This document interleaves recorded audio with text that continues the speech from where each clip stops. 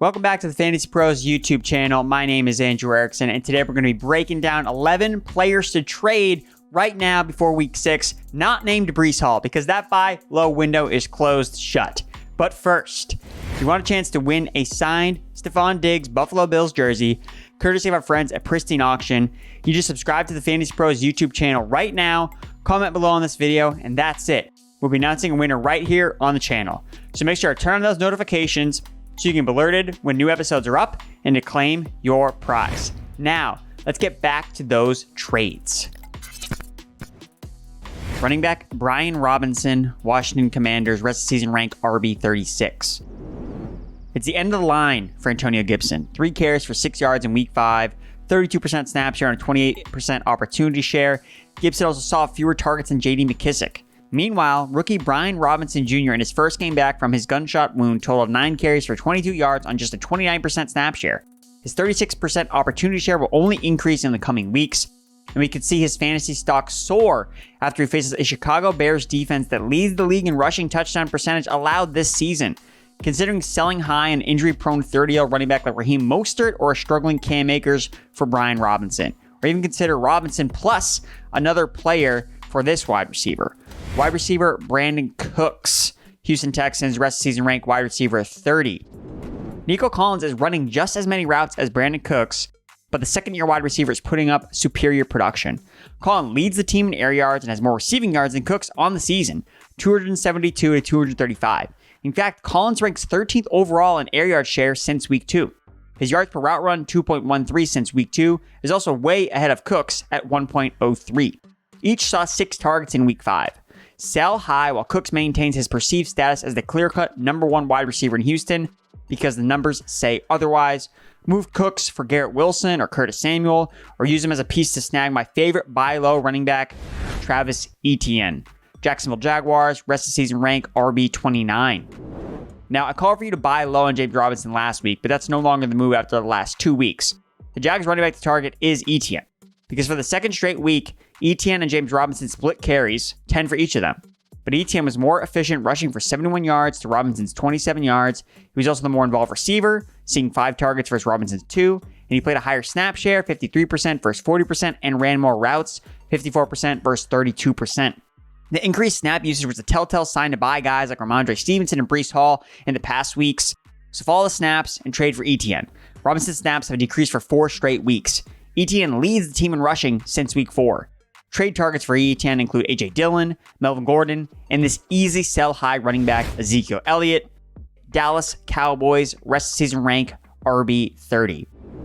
Zeke got all the work the volume diehards could want for the Dallas Cowboys in Week 5. 22 carries for an 85% opportunity share and a 65% snap share. But with all the touches, he was left with 78 scoreless yards, less than teammate Tony Pollard. Pollard stole the show with his explosive 57-yard score and finished with 8 carries for 86 yards. Dak Prescott eventually coming back is enough to entice another fantasy major to take Elliott off your hands. He only has 7 targets this season, 6 fewer than Pollard. Trade Zeke for Bills bell cow rusher Devin Singletary or even Pollard plus, but definitely not for this wide receiver who should also be traded away. Wide receiver Terry McLaurin, Washington Commanders, rest of season rank wide receiver 29. Curtis Samuel led the Commanders in targets again in Week 5 as he's done every single week this season with his 22% target share. That wasn't shocking, but the lack of increased usage for McLaurin was. He should have been a major benefactor of injuries to Jahan Dotson and Logan Thomas, but he finished with just 5 catches for 76 scoreless yards on a meager 16% target share, which is his season-long average. His average is the same as Marvin Jones, Mac Hollins, Chase Claypool, and Russell Gage. Basically a bunch of guys that you shouldn't be playing every week. McLaurin's route participation can't get any better, so it's concerning that he's often third in his target pecking order on an offense he should dominate volume for. Therefore, you need to sell TMC ASAP. Tyler Lockett can develop similar upside weeks with a more consistent target share, and Etienne could also be had from McLaurin coming off his 5-catch for 76-yard game. Just take his teammate Samuel straight up. Wide receiver Deontay Johnson, Pittsburgh Steelers, rest of season rank wide receiver 24. Steelers wide receiver Deontay Johnson led the team in targets, 25% target share in Week 5, but George Pickens had more receiving yards, 83 versus 60 on 5 fewer targets. Pickens has 71 or more receiving yards from Kenny Pickett in his last 2 games. With so much competition in his offense for targets with a rookie quarterback under center, I'd be looking to get out from underneath Johnson.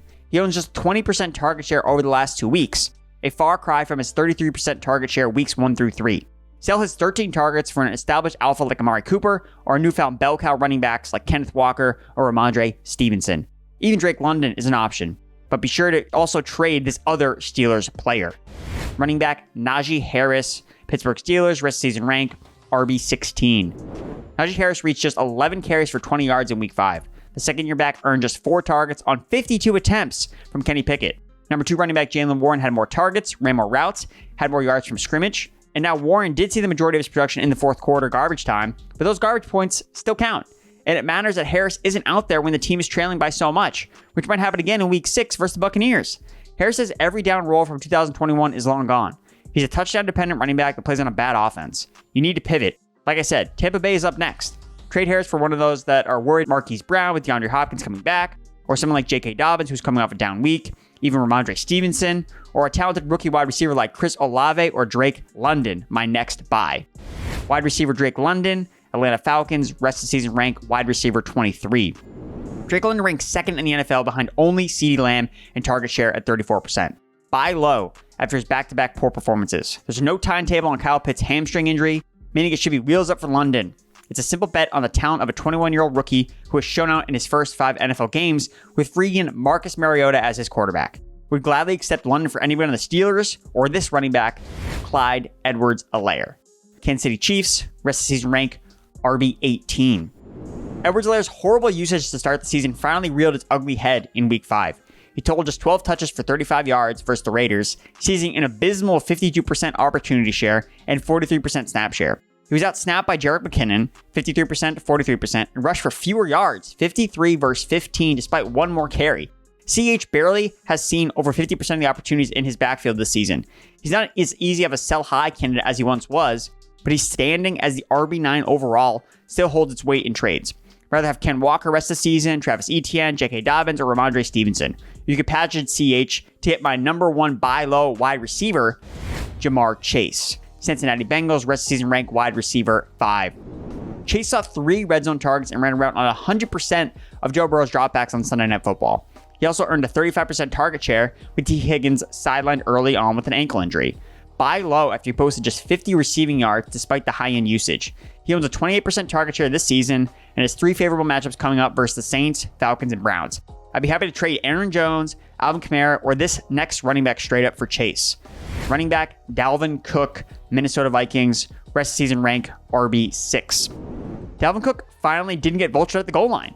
The Minnesota running back compiled 20 touches for 96 yards, including 2 rushing touchdowns in week 5. But all that glitters is not Vikings gold.